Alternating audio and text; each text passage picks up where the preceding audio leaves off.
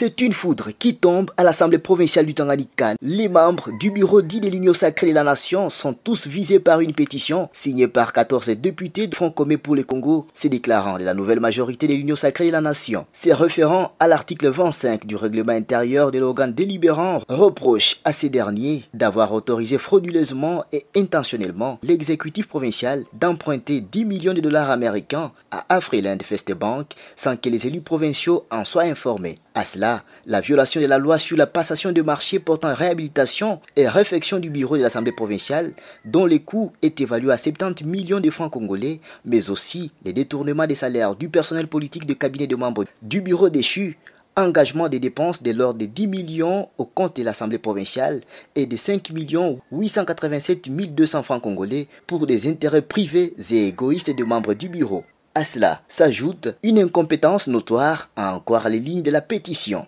Honorable Loulou Oscar, porte-parole des pétitionnaires, s'exprime.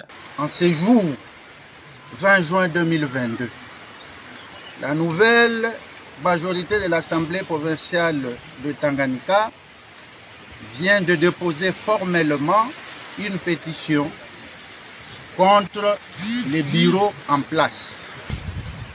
Le bureau est déjà saisi. Par conséquent, la procédure de la déchéance du bureau est déclenchée. Cela veut dire quoi exactement? Cela veut dire de demain, un communiqué officiel est déjà rédigé par le DA, qui est le directeur administratif de notre institution, convoquant une plénière demain. Ainsi, à partir de ce moment où je parle au nom de la nouvelle majorité de l'Assemblée provinciale de Tanganyika, nous demandons aux autorités chargées de la sécurité de la province de Tanganyika de mettre à la disposition de notre Assemblée les éléments pour sécuriser les bureaux. Cela veut dire que tous les bureaux visés par la pétition, tous les membres du bureau ne sont pas autorisés de venir au bureau.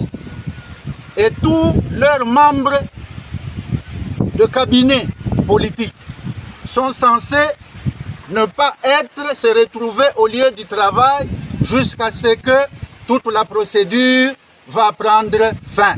Signalons qu'une interdiction formelle est lancée à l'égard de tous les membres du bureau d'accéder à l'Assemblée provinciale. Les dépôts de la pétition a suivi la voie pacifique et juridique. D'ici là, un bureau d'âge sera installé qui pourrait investir le nouveau gouvernement de Mme Julie Mungoma Yuma, alors gouverneur de province.